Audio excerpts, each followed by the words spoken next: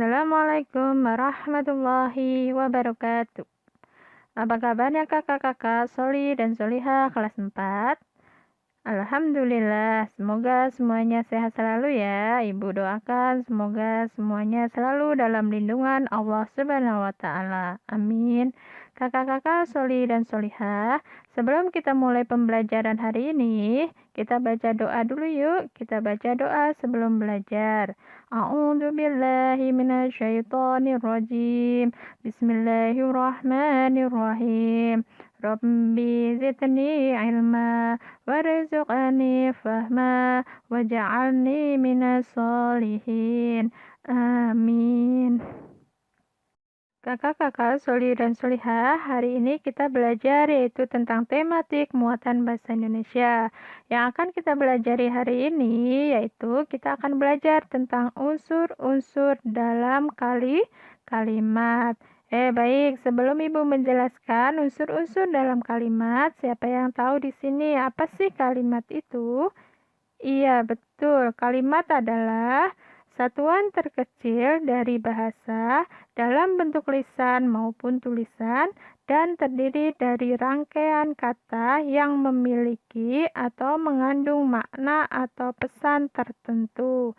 Itu disebut dengan kalimat.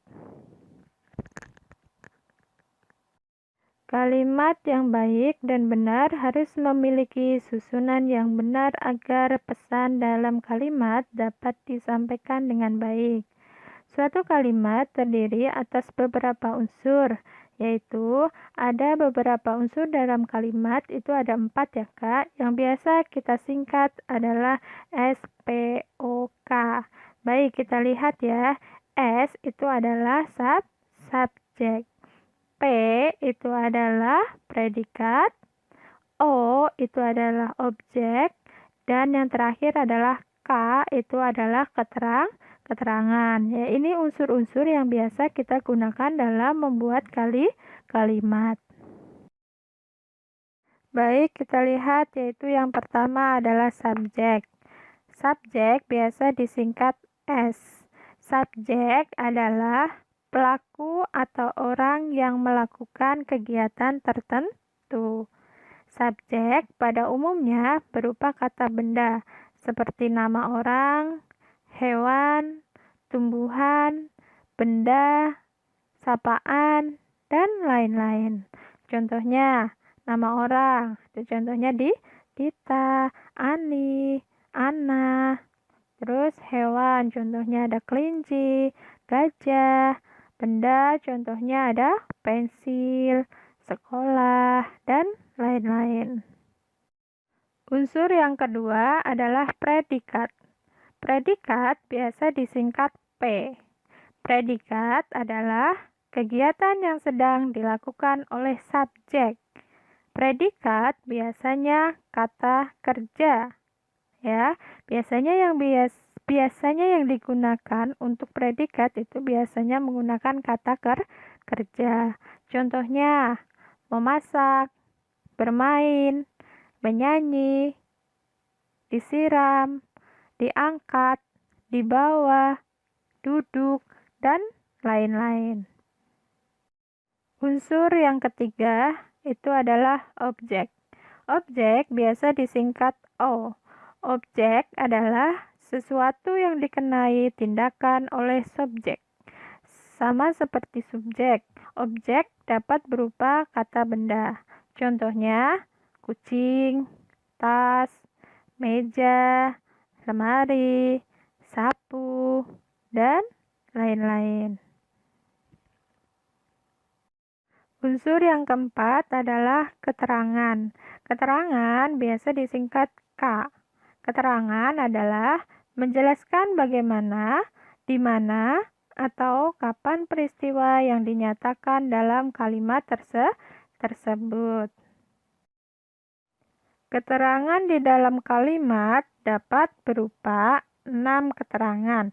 Yang pertama yaitu keterangan tempat. Misalnya di rumah, di sekolah, ke supermarket, dari Jakarta, dan lain-lain. Yang kedua, keterangan cara. Keterangan cara itu contohnya dengan cepat, dengan serius, dengan bersemangat, dengan sungguh-sungguh, dan lain-lain. Selanjutnya yaitu keterangan tujuan. Keterangan tujuan misalnya agar naik kelas, supaya bersih, agar sehat, dan lain-lain. Dan yang keempat yaitu keterangan alat.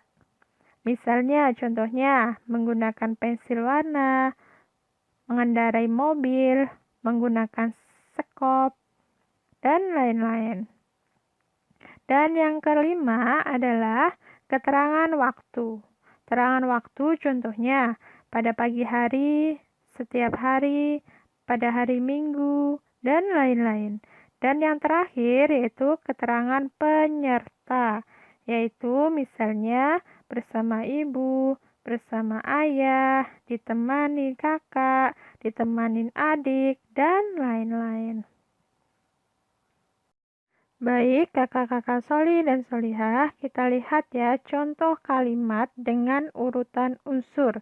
Baik, Ibu akan memberikan contoh yang pertama yaitu kalimat yang terdiri dari subjek dan predikat atau yang disingkat dengan SP. Oke, kita lihat contoh yang pertama adalah contohnya kalimatnya Dolpina, anak nelayan. Kita lihat ya, Dolpina ini adalah nama orang. Jadi disebut dengan subjek. Biasanya kalau subjek ini biasanya ada di depan ya, nama orang. Oke, selanjutnya anak nelayan.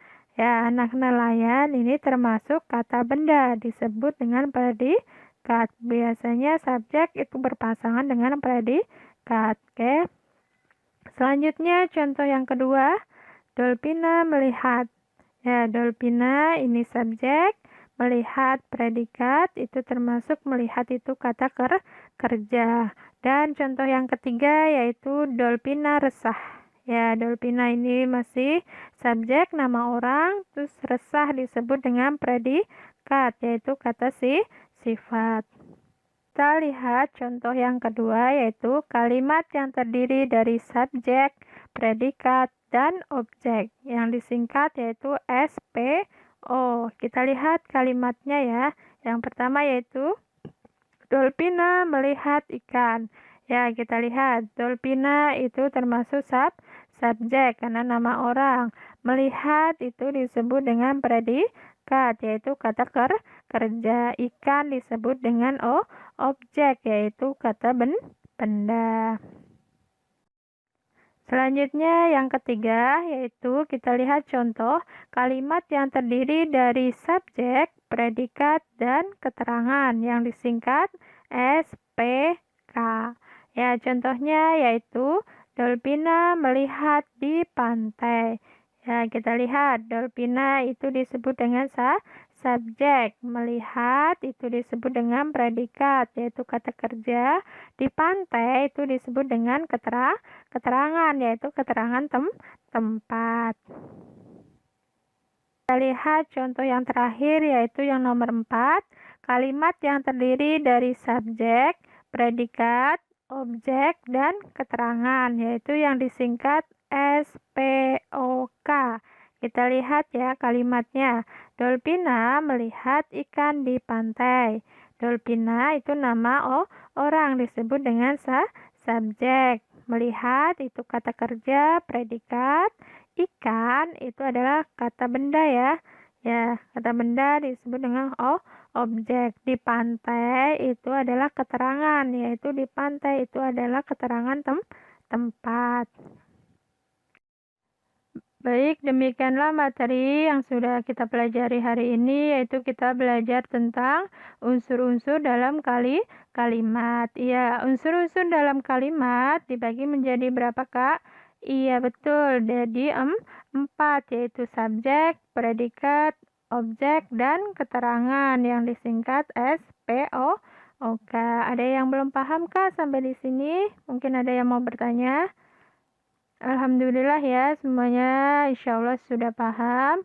Oke, kalau sudah paham, Ibu tutup. Mudah-mudahan materi hari ini dapat bermanfaat untuk kita semua. Amin. Sebelum Ibu tutup, Jangan lupa pesannya yaitu jaga kesehatan di rumah, rajin belajar, dan jangan lupa jaga sholat 5 waktunya dan perbanyak murojaah. Ibu akhiri ya. Terima kasih banyak. Wassalamualaikum warahmatullahi wabarakatuh.